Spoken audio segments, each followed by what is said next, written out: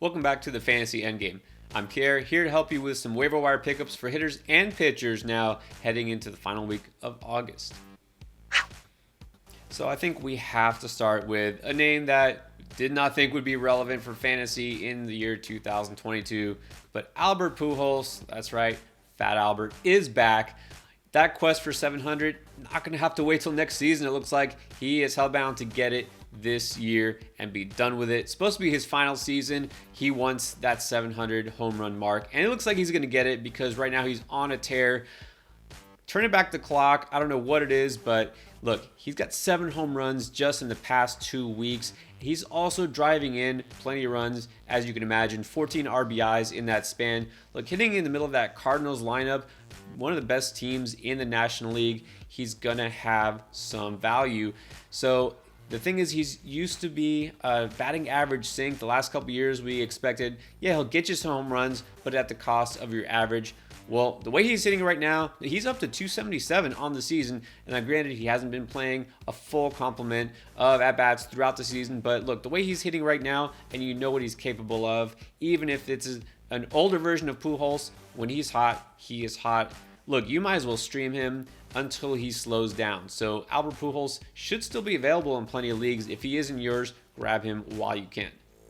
Now let's talk about another former MVP, and that is Andrew McCutchen of the Milwaukee Brewers. And you know what? Since the second half began, he's also been hot. Now, not quite Pujols hot, but he's had a couple home runs just in the past week. And the one thing is, he's actually shown a lot better plate discipline. This is a guy who's always had a great eye, of course, and taken a lot of walks.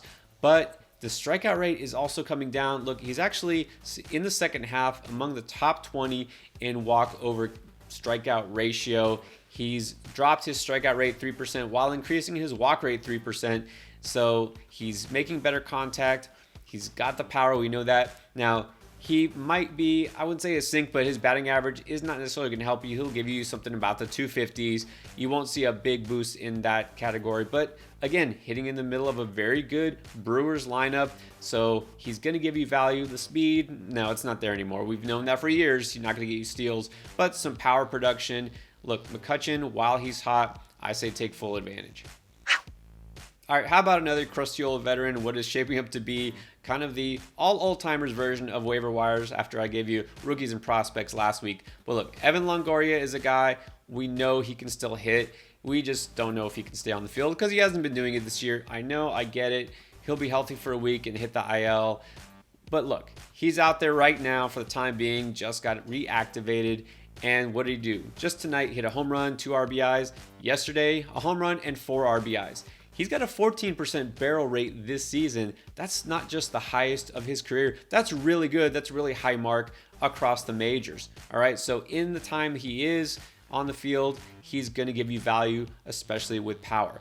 Giants have been a little disappointing this year, especially on offense. But look, Longoria is a guy who can help them out. He will provide some thump. So if you're desperate at third base, stream him while he's out there.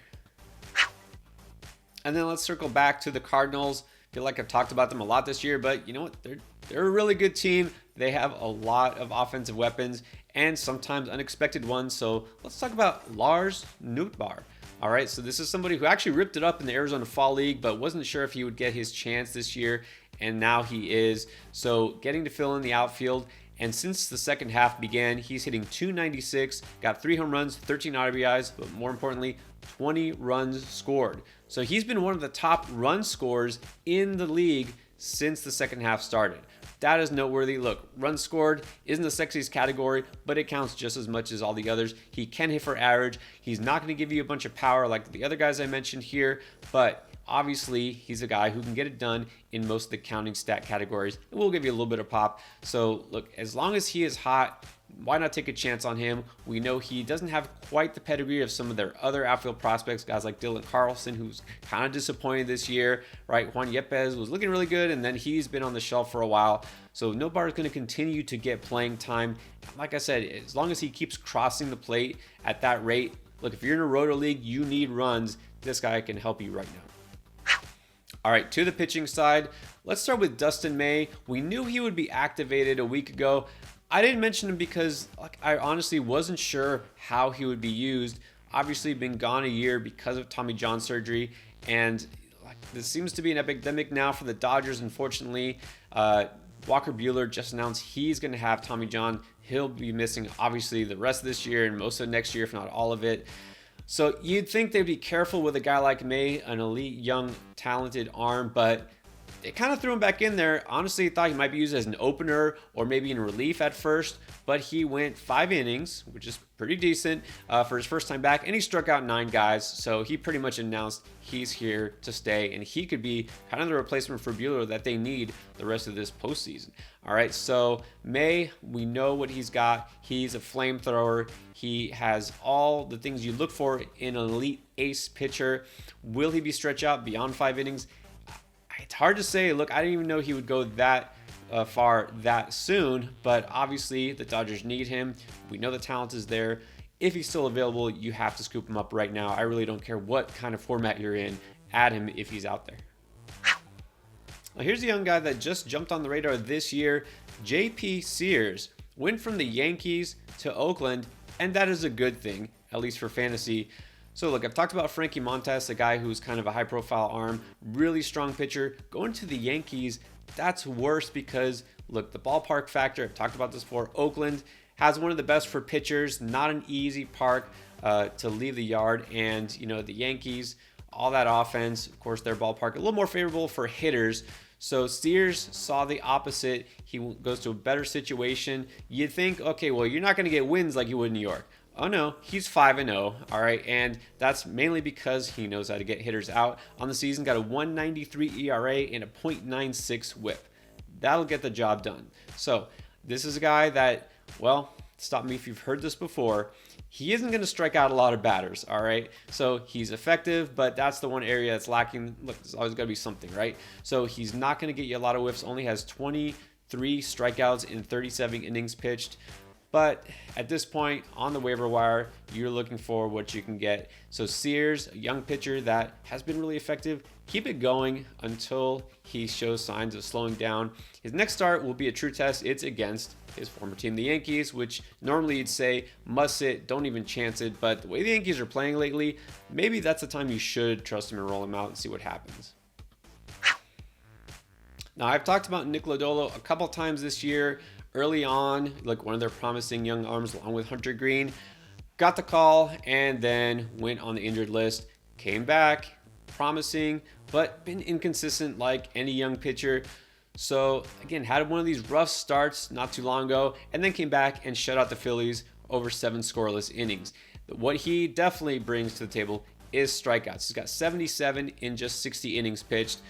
He does, unfortunately, also come with some walks, all right? Any young pitcher is going to have that inconsistency. He's got a 10% plus walk rate, but it's going to be one of those boom-bust situations. Any given start, he could really help or possibly hurt you, but it's been usually on the better side so far. He does have a 13% swinging strike rate. That is very promising. So if you need help in the K department, that's definitely a guy to take a risk on. And then finally, let's talk about Justin Steele of the Cubs. Kind of a pleasant surprise so far. The Cubs always seem to find these kind of hidden gems, guy that comes out of nowhere and is effective. So right now, he's a guy who is kind of on fire, right? His last 7 starts, he's got a 1.26 ERA and a 30% K rate. That'll do, all right? So the Cubs, you know what, at least they're semi-competitive. He will scrap out some wins just because he's pitching so well. So don't be afraid of that. Steele is a guy, you only have to maybe question the fact that he hasn't pitched this deep into a season as far as total innings. Will they kind of limit him or even shut him down if it gets to September, mid-September or so? I don't think so, but again, you never really know what organizations are thinking. So right now, at this point, the way Steele is pitching, you've just got to roll with him. Don't worry about what happened in previous seasons. He hasn't been on your radar. It doesn't matter. The here and now is Steele has been a really effective starting pitcher, and he can help you in pretty much every category the way he's going. All right, those are my waiver wire picks for fantasy baseball. Join our Discord, by the way, for absolutely free, and you can check that in the description below. Click on that link and ask away if you have questions about waiver wire, trades, anything to help you win in fantasy. That's what we're here for.